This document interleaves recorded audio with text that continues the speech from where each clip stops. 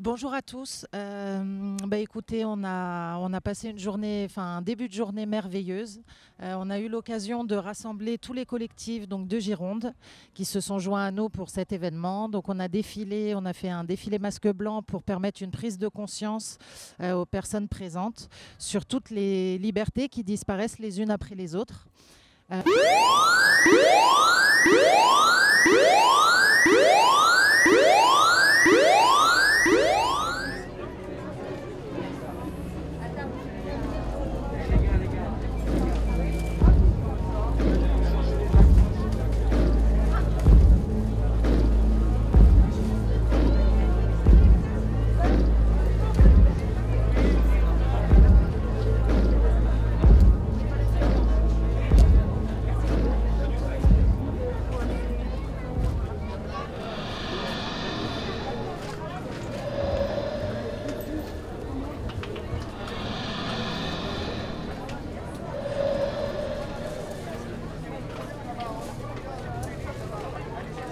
Le virus est très contagieux.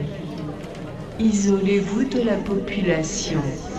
Protégez les 0,5% de personnes fragiles. Suivez les mesures pour vous protéger. Évitez tout contact humain.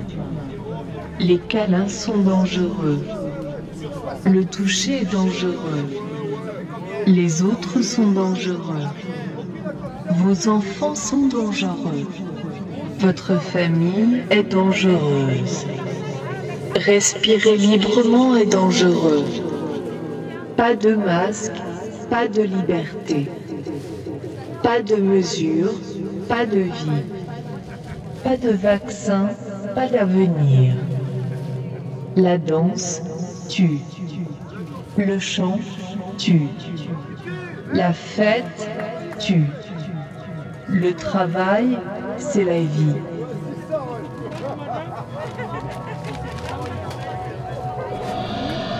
On a mis aussi des choix de musique consciente, comme vous pouvez peut-être entendre dans le fond. Et on a notamment fait plusieurs interventions. Donc il y avait un médecin qui a discuté, on a eu une institutrice, une étudiante, une psychologue, une juriste. Voilà. Bonjour, je m'appelle Françoise, je suis médecin coordonnateur dans un EHPAD, maison de retraite médicalisée. Lors du premier confinement, on a eu les personnes âgées on a dû les enfermer dans leur chambre. Les repas étaient en chambre, il n'y avait plus d'aucune activité, plus de liens sociaux avec les autres. Et nous avons vu les gens s'étioler, tant sur le plan physique que psychique, et même certains d'entre eux en sont décédés. J'ai une petite... aussi, je pourrais dire que nous avons une fois par an ou tous les 2 ans un médecin de la sécurité sociale qui vient nous rencontrer pour nous définir les statistiques de l'établissement, tant sur le plan de la consommation des médicaments que sur le nombre de prescriptions de kinésithérapie ou le nombre de transports que l'on a fait. Et notamment, on m'a parlé j'avais une consommation d'antidépresseurs qui était insuffisante. Je ne correspondais pas à la moyenne. Et j'ai eu beau dire que si les gens étaient heureux, on n'avait plus besoin d'antidépresseurs. Mais je ne corresponds pas aux statistiques. Voilà, donc je ne dois pas faire les bons diagnostics. Je suis psychologue, j'habite à la Teste de Buch et donc avec le collectif dont je fais partie qui s'appelle Parents du bassin, libérons nos enfants. Nous évoluons depuis le mois de novembre, nous avons fait beaucoup de démarches absolument partout auprès de la mairie, rectorat, dans les journaux et on voit que l'absurdité continue à avancer à grands pas et on se demande quand est-ce que les gens vont cesser d'avoir peur et commencer à vivre. Parce que là, ils ont peur de mourir, mais ils ont aussi peur de vivre, dans le fond. Et donc, moi, j'aimerais bien résumer cette situation avec la citation du professeur Rancourt, qui développe bien cette absurdité dans laquelle on est, ces incohérences. C'est-à-dire qu'il dit, imaginons un vaccin qui soit tellement sûr qu'on soit obligé, qu'on soit menacé pour être obligé de le faire. Imaginons une maladie tellement mortelle qu'on doit faire des tests pour savoir si on l'a. Eh bien voilà, pour moi, ces paradoxes-là, ces absurdités et ces manipulations dans lesquelles on est. Alors aujourd'hui, on est très content d'avoir organisé ça à la TES. Je crois que c'est la première grande manifestation. Et ce qu'on voulait mettre par-dessus tout, c'est que ça soit réussi ou pas, mais notre objectif est atteint, puisqu'on voulait mettre de la légèreté, de cette insoutenable légèreté de l'être dont nous manquons cruellement. Et je crois que, en tout cas, tous les participants se sont beaucoup amusés, et ça, c'est un bonheur. Et des personnes aussi ont beaucoup apprécié, d'autres moins. Mais bon, c'est la loi, hein, comme je disais. On peut, dans l'expression, on peut parler, dire ce que l'on pense, ne pas être d'accord, être divisé, ou alors s'opposer, mais jamais se détruire. Voilà. Voilà ce que j'avais à vous dire, à vous donner comme message aujourd'hui. Bonjour, je suis Laetitia, je fais partie du collectif Parents du Bassin Libérons nos enfants. Et je suis aussi la maman d'une petite fille qui s'appelle Léa, qui a 7 ans et qui ne va plus à l'école depuis début novembre parce qu'elle a un certificat médical pour ne pas porter le masque. Et donc depuis début novembre, elle ne peut plus aller à l'école. Donc depuis début novembre, on avait effectivement les devoirs qui étaient envoyés.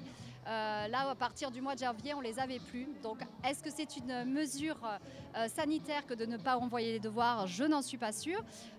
Donc voilà, aujourd'hui, on fait avec le travail et les devoirs à la maison. Donc ma fille est plutôt rassurée d'être à la maison parce qu'effectivement, à l'école, c'est très anxiogène.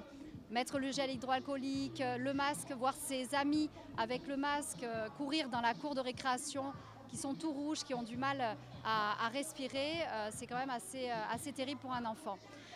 Également, on ne connaît pas forcément les conséquences du port du masque par rapport à la santé.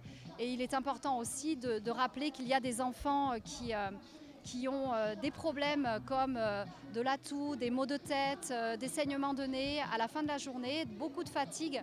Donc juste pour ça, voilà, on ne connaît pas les conséquences. On connaît aujourd'hui ce qui se passe avec des enfants qui rentrent avec tous ces problèmes de santé. Donc voilà, j'ai décidé moi en tant que maman de protéger mon enfant et puis aussi de défendre nos libertés. Parce que ce sont des mesures liberticides qui, de plus en plus, enfreignent à nos propres libertés. Et voilà, nous sommes des êtres humains qui avons le droit de porter ou non un masque, parce que c'est un acte chirurgical, et des êtres humains aussi qui avons le droit de vivre tout simplement, de respirer, de voir des amis. Voilà, c'est aussi les libertés aujourd'hui que je suis devenue défendre également pour tout le monde.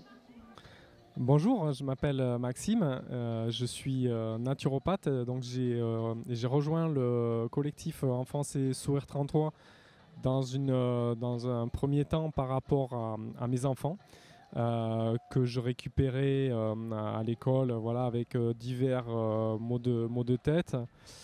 Très rapidement, j'ai acheté un oxymètre pour pouvoir mesurer le taux d'oxygène dans leur sang. Et je me suis rendu compte effectivement qu'en sortant de l'école, ils avaient des taux qui étaient inférieurs au seuil normalement, qui sont des seuils d'alerte.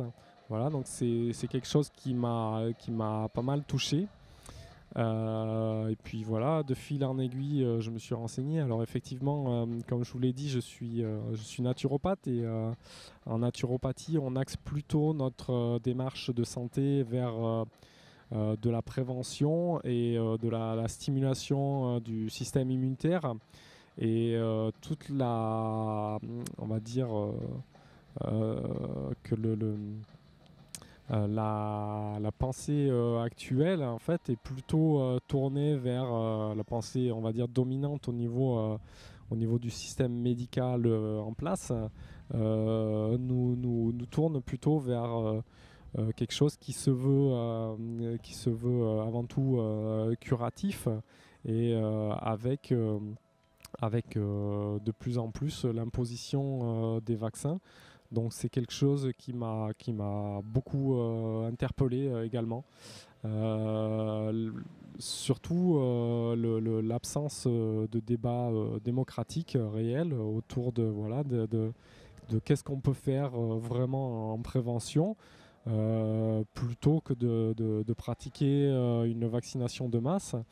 Voilà, il existe beaucoup de choses alternatives, et tout ça, on n'en parle pas dans les médias. Et voilà, bon, mais il y a après beaucoup de médecins également qui se lèvent un petit peu contre ça.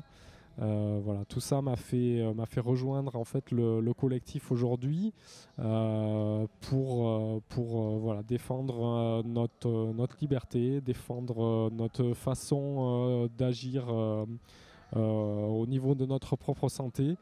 Voilà, reprendre en main aussi reprendre en main toute notre démarche de santé, et être libre en fait dans nos choix au quotidien, pour pouvoir améliorer nous-mêmes notre santé et se prémunir de toutes les épidémies.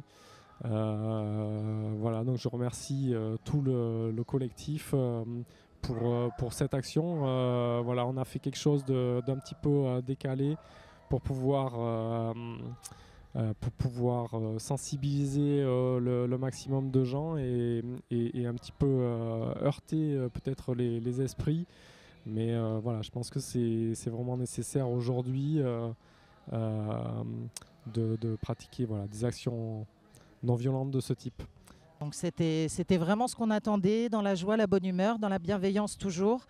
Et pour faire vraiment prendre conscience, grâce au défilé, qui laisse malgré tout peut-être pour certains un petit goût amer, mais qui a vraiment permis de toucher le cœur des gens sur toutes les mesures qui sont liberticides et disproportionnées, et de les alerter aussi sur ce que va devenir l'humain.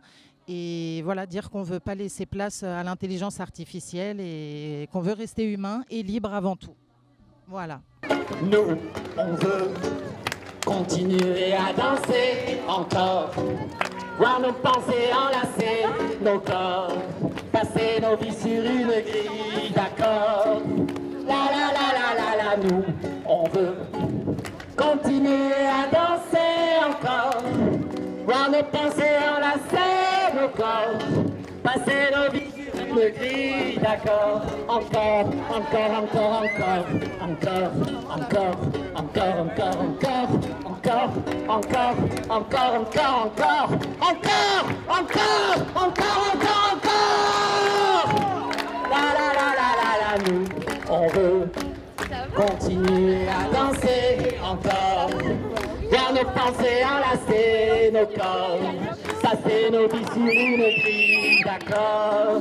La la la la la la, nous, on veut continuer à danser encore, voir nos pensées enlacer, nos corps, passer nos vies sur une grille d'accord.